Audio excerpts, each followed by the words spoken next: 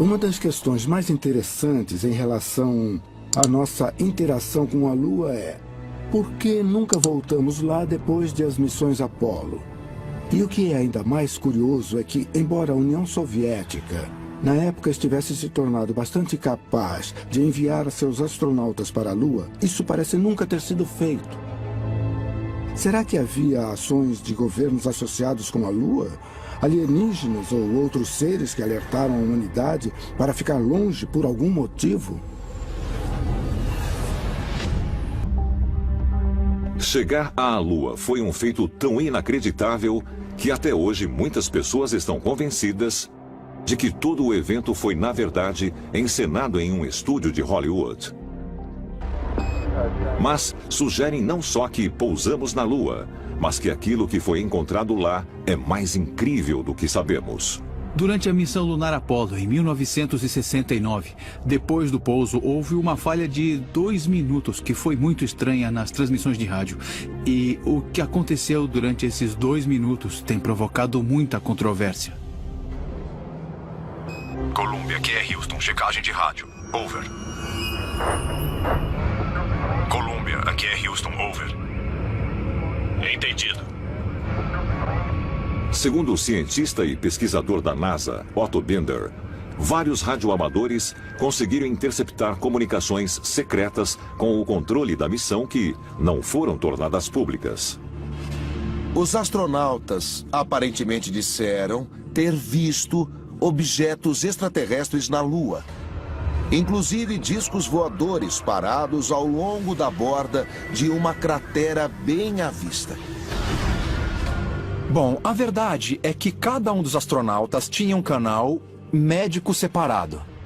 Esse canal não era público e podia ter sido facilmente usado para comunicar informações que não deveriam ser ouvidas nas transmissões gerais públicas. O que é muito interessante nessa história, porém, é o fato de que 30 minutos depois do pouso na Lua, a história estava circulando pela NASA. Ei, você ouviu? Eles viram uma coisa na borda de uma cratera. Todos estavam agitados. Eles não sabiam o que fazer. Eles não sabiam se deviam sair. É interessante assistir as imagens de quando eles voltaram da Lua. Eles não estão sentados lá, pulando e se agitando de alegria, dizendo: eu tive a experiência mais incrível da minha vida, eu estive na Lua. Eles não estão dizendo isso. Eles parecem muito solenes, muito deprimidos, estão quase olhando para baixo. Parece que vão vomitar, eles parecem perturbados.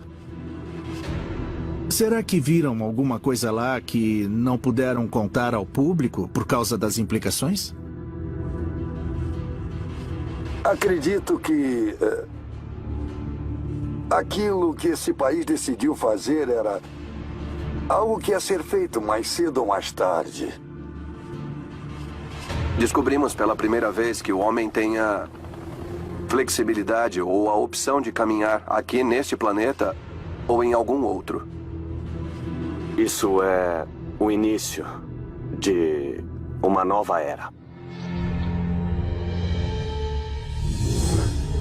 Depois da Apollo 11, a NASA enviou mais 6 missões tripuladas até a Lua, terminando com a Apollo 17 em 1972. A Lua seduz a imaginação dos homens desde o início da civilização.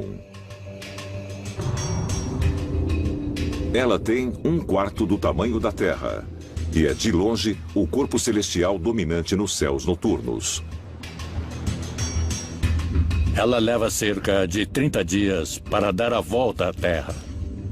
A Lua brilha, mas não por causa de alguma propriedade da própria Lua. Ela reflete os raios do Sol e isso a faz brilhar. O motivo de a Lua ter fases é que a Terra bloqueia a luz do Sol conforme a Lua se move ao redor da Terra.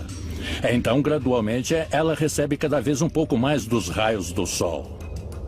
A Lua tem muita importância. Ela causa as marés que ajudaram na transição da vida do oceano para a terra firme. Ela também estabiliza a inclinação da Terra em relação à sua órbita. Sem a Lua, as influências gravitacionais poderiam fazer os polos dos planetas oscilarem de um lado para o outro, como um marinheiro bêbado. A Terra teria sido um lugar muito mais caótico para que a vida, em especial para que a vida avançada se desenvolvesse se não fosse pela Lua. Embora a Lua seja muito importante para o surgimento da vida na Terra, esse corpo celestial é inabitável. Não há oxigênio respirável. E as temperaturas na superfície chegam a extremos que vão desde 120 graus, quando voltada para o Sol, até 158 graus negativos na sombra. É um ambiente muito sério porque não tem oxigênio. Então os astronautas que estavam na Lua tinham de estar completamente selados. A gravidade da superfície, que é o que realmente conta se você for até lá, é de 1/6 da gravidade da Terra. E é por isso que quando se vê aquelas imagens granuladas dos primeiros astronautas, eles parecem estar pulando e a Lua não tem nenhuma atmosfera. Os astronautas, quando chegaram à Lua, de repente puderam olhar para o mundo em que cresceram, a Terra, de um lugar diferente. Eles puderam ver toda a humanidade em sua pequeneza no universo. E isso teve mesmo um efeito muito profundo nos astronautas. É possível que os astronautas norte-americanos não estivessem sozinhos na Lua? Foi por isso que nunca voltamos depois da Apollo 17? Os seres humanos são fascinados pela Lua desde o surgimento do homem. E embora muitas teorias tenham sido propostas, os cientistas não podem dizer com certeza absoluta como esse objeto celestial se formou. Há algumas pessoas que pensam que, com o incidente em Roswell, o governo americano estabeleceu comunicação com seres extraterrestres. Há alguns que pensam que só estabelecemos tal contato após as missões Apollo. E há outras pessoas que pensam que não temos nenhum contato direto com espécies extraterrestres. Minha crença pessoal é de que em algum ponto do caminho a NASA teve uma linha direta com os ETs. Mas se a NASA possuía evidências de vida extraterrestres, o que ela está escondendo? Parece que tem um objeto bem na sua frente, Mark. Pode dar uma olhada lá? Parece que está na direção de 10, 11 horas.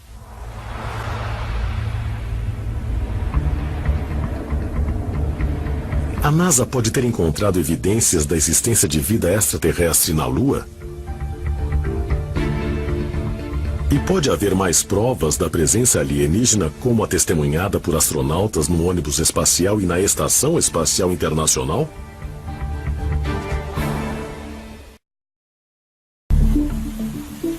29 de julho de 1958. Em reação ao lançamento bem-sucedido do satélite espacial soviético Sputnik, o presidente Dwight Eisenhower assina a Lei Nacional de Espaço e Aeronáutica, fundando oficialmente a NASA. A NASA foi formada em 1958, parcialmente a partir de uma agência já existente no governo chamada de NACA, que lidava com aeronáutica, e depois com o início do programa espacial que se desenvolvia no Exército e na Força Aérea. A NASA foi fundada para levar os Estados Unidos ao espaço e para ser um concorrente na nova direção que a humanidade seguia, explorando o espaço e o sistema solar. O presidente e o Congresso fundaram a NASA como parte do Departamento de Defesa. O motivo oficial era evitar que os soviéticos roubassem tecnologia americana. Mas alguns acreditam que o verdadeiro motivo para essa confidencialidade não era esconder informação dos soviéticos, mas esconder o segredo do público americano. Muitas pessoas têm a ideia de que a NASA é uma agência civil de ciência, mas ela não é. A lei do Congresso que a criou diz que tudo o que eles descobrirem é sujeito a sigilo e deve ser mantido em segredo e longe do povo americano. O relatório Brookings, que foi comissionado pela NASA logo depois da própria NASA ser criada, foi criado essencialmente para decidir o que a NASA deveria fazer se eles fizessem mesmo algum tipo de contato extraterrestre. Se encontrassem artefatos na Lua ou em Marte, ou se tivessem contato direto com uma inteligência superior, o que deveriam fazer? O relatório Brookings diz especificamente, número 1, não contem a ninguém.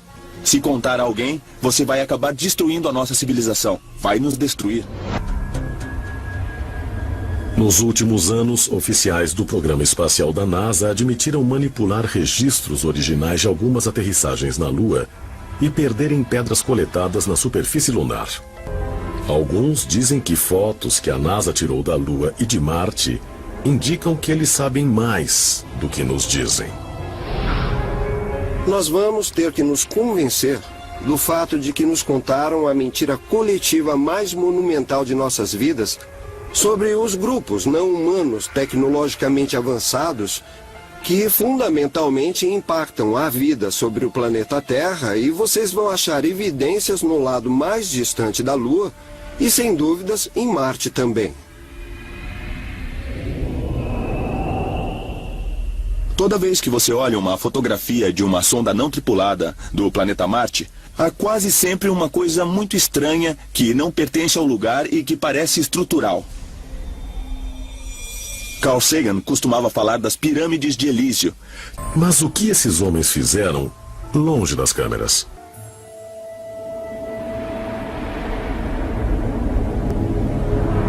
De acordo com registros da NASA, a área da Lua chamada de Mar da Tranquilidade foi escolhida para a primeira aterrissagem por ter uma superfície plana. Mar de Tranquilidade.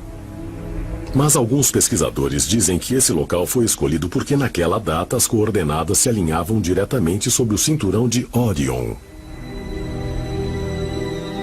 Eles escolheram os locais de aterrissagem primeiramente, escolhendo uma data específica, uma latitude e uma longitude específica e uma hora específica também.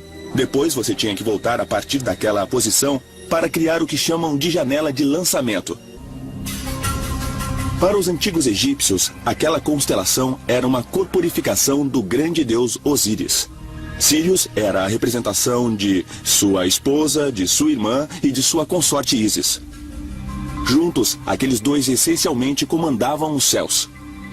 E a vida do povo egípcio era ditada pela rotação, pelo movimento e pela localização daqueles dois objetos celestiais nos céus.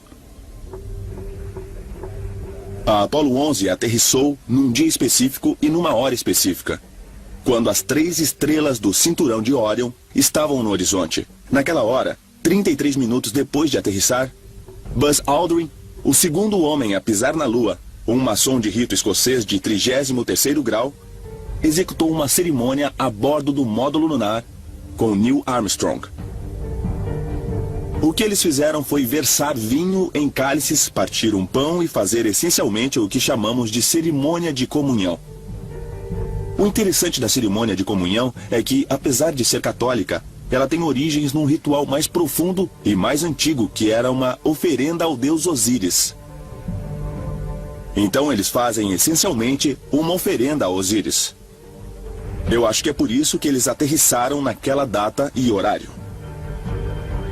Certos rituais têm que ser realizados em certos momentos em que essa conexão com a inteligência não humana pode acontecer. Os sacerdotes de nossos ancestrais, através da tecnologia ou através de certos meios, era a classe de pessoas que faziam contato com essa inteligência não humana. E eles foram treinados a fazer como os cientistas de hoje são treinados, para serem as pessoas que vão para o espaço.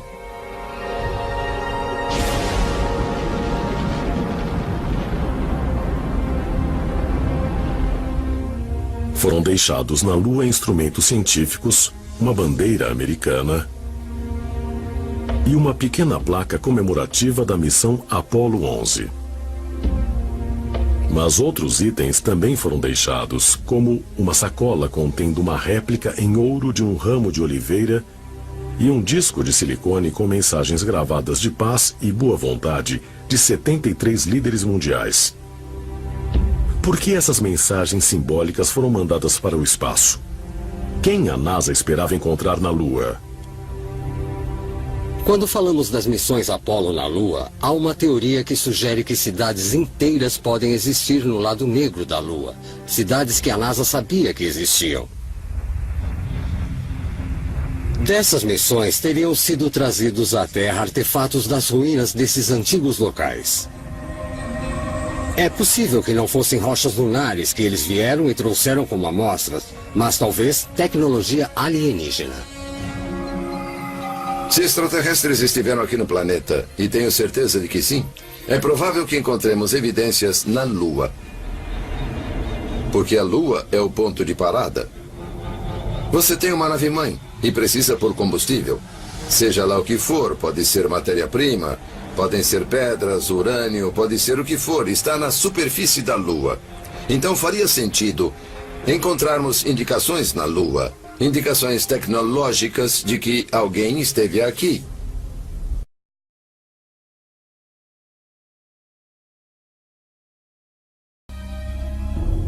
Vemos essa prática de passar conhecimento através de uma sociedade secreta desde a época dos tempos dos Illuminati, que acreditavam que poucos escolhidos da elite eram inteligentes o suficiente e capazes de lidar com esse conhecimento secreto, mas não a população como um todo. Então permanece a questão, esse conhecimento foi passado através das sociedades secretas durante gerações? E isso pode relacionar as sociedades secretas que conhecemos nos tempos modernos àquelas dos tempos dos faraós? Como os antigos egípcios, os pais fundadores da NASA partilhavam da crença de que os humanos descendem de seres extraterrestres. O que os membros dessas sociedades secretas sabiam sobre viagem espacial?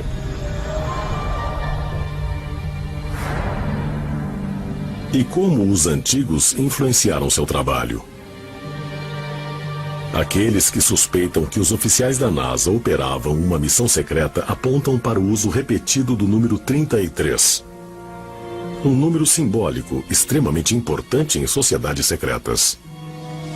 Se você observar a primeira pista de aterrissagem em Cabo Canaveral, onde aterrissavam aeronaves e um dia chegaria ao ônibus espacial, essa pista era de número 33. Se você observar a plataforma de lançamento em White Sands, no Novo México, a única plataforma de lá é a de número 33. Então, esse número parece estar envolvido diretamente com a NASA várias e várias vezes, e o fato de ser conectado à maçonaria faz você pensar se não há talvez outro simbolismo mais profundo nisso tudo.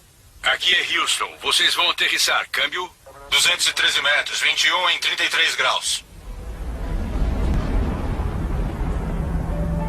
Pesquisadores acreditam que a relação com crenças antigas egípcias também pode ser encontrada no emblema do programa espacial Apollo da NASA.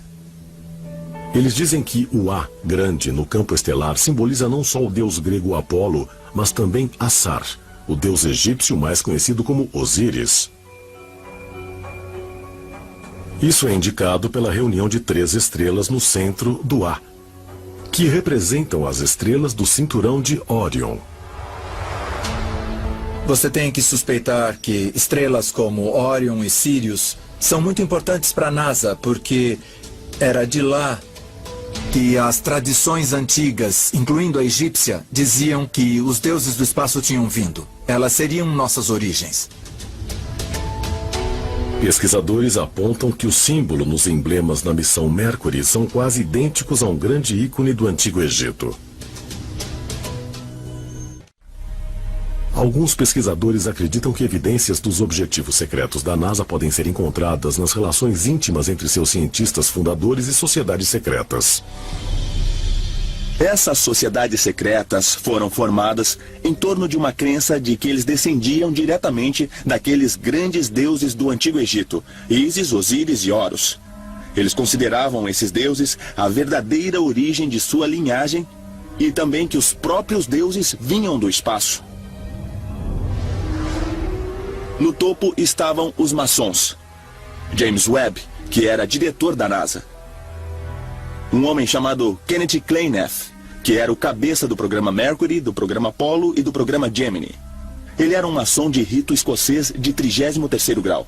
Abaixo deles havia a Ordem Hermética da Aurora Dourada, ou os seguidores de Aleister Crowley. Pessoas como Jack Parsons, da JPL, se reuniram e acabaram sob o mesmo teto, com os mesmos objetivos,